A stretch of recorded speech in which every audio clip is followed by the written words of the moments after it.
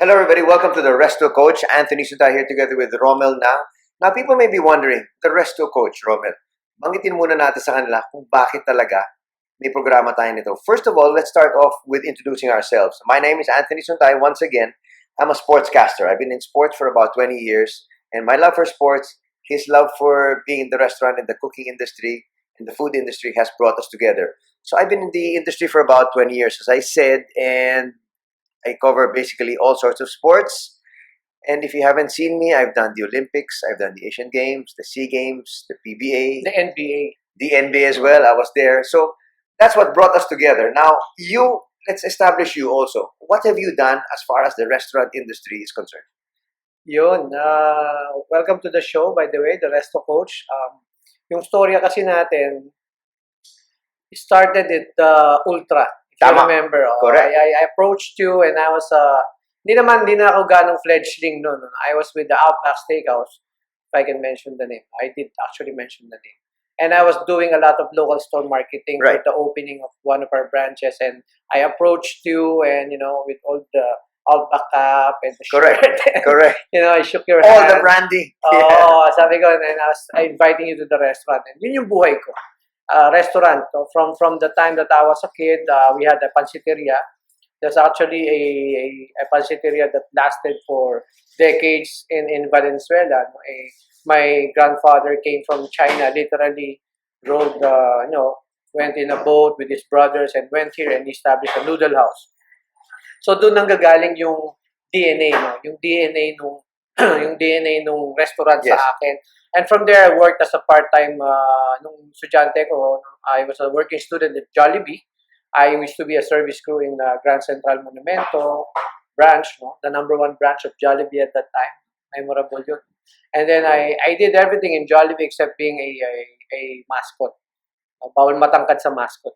So from Jollibee, I went to Outback Steakhouse, and that's my first international experience. Doon ako nakabiyahe to train in the US. Did casual dining from QSR. Yung mga terms na yan pag-uusapan natin as the show goes on. From QSR to casual dining, and then opportunity to train abroad. Go back here and open a restaurant, the American casual dining restaurant. And then from there, I went to Shakey's, and then Outback, and then Shakey's, and then Buffalo's Wings and Things. Okay, just to add to that, of course, he was talking about his being in the restaurant industry. He's also a very mean basketball player. We've actually played basketball together. And so you can see the love for sports and food and the entire restaurant industry has been brought together here in the Resto Coach. And that's why we have the program. Now, let's talk to them about why you came up with this concept. Kasi syempre, you want to be able to give back eh. So banggitin natin sa kanila kung ano yung plano natin dito sa platform na to. Yun. I remember yung mga unang, I remember calling you up and saying, I have an idea. Yes. Yung idea kasi talaga ng The Resto Coach started as a book. Libro talaga yan eh. Kasi when I coach, and yung parang terminology that we came up with, that the people came up with, thanks for coaching me. So I had that idea. Okay, yung palang coaching na sa term. Makakatulong ka talaga eh. Oh, parang saka it's being used in the restaurant. Yes. People use the term coaching and mentoring. Dati kasi ang ginagamit is training, so coaching. So a lot of people called me coach, and I came up with that idea. Why not compile all the learning and the lessons I've learned? I've attended conferences in the US. Blessing lahat sa akin yan, I went through the experience of, not only the good times, the bad times in the restaurant industry, the Asian crisis, the mad cow disease, lahat yan pinagdaanan. So sabi ko, why not put it together in a book? Kasi maraming nag-respond pag nag-jump in ako sa training. Why don't you record that or compile it? Tama. So doon nagsimula. And then, sabi ko nga, dahil naisip kita, and I said, tawagan ko si Anthony. Ton, anong tingin mo? Why don't we put together a radio show, The Resto Coach, no? Dati ang tawag pa natin, The Restaurant Coach. Yes. Parang masyadong formal eh.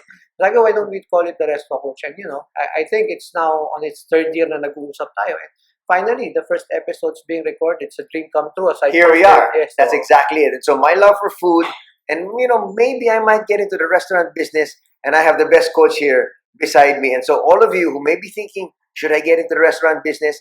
Is it something for me? Talagang, ito ba talaga yung time na papasok ako? Yes. Malalaman natin yan, pag-uusapan natin yan as we go on to the different episodes. If I may add, Anthony, Yes. also yung ano rin, yun yung isa ring motivation ko, the audience. Masyado siyang malawak. It's so vast. From restaurant employees such as what I was in the 90s, people who are planning to open a restaurant, OFWs. Meron akong ano diyan meron akong soft spot sa mga OFWs, sa mga empleyado.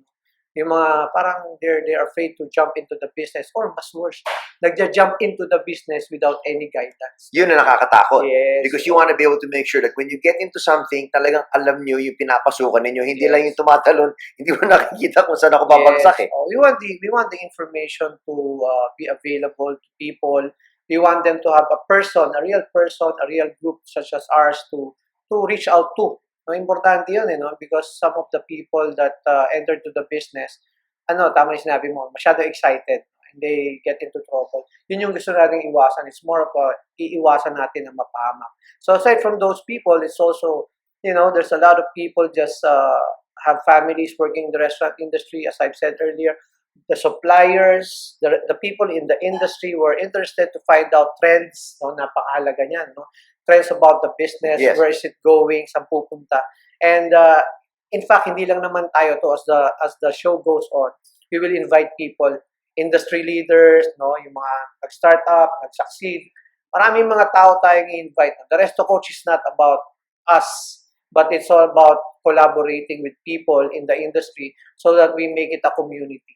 Ito na, platform nyo po ito. So let us know what you feel. If you have any questions, we want to be able to interact with you. So use our Facebook page, Yes. the Resto Coach. The Resto Ang gagamitin po natin. So, let us know if you have any questions. Yes. If there's anything you want us to tackle, we will tackle it in future programs just to be able to make sure that at least yung mga needs ninyo, nagagampanan din natin. Yes, oo. And one last thing, Anthony, to your question, maybe the biggest motivation is from my own story. Siguro mga a decade ago, I started thinking, okay, na-achieve ko naman yung mga milestones. Like Yes. I wanted to be, a manager. I became a manager, a restaurant manager, an area manager, a regional director, etc. Pero at the end of it, parang naisip ko, walang retirement plan for restaurateurs. Yung mga empleyado, walang retirement. And I think the Resto Coach is about opening an option for everyone who works in the restaurant industry or interested in the restaurant industry, an entrepreneurial option for them to parang as an alternative. Kesa yung magre-retire ka and then you don't know what to do.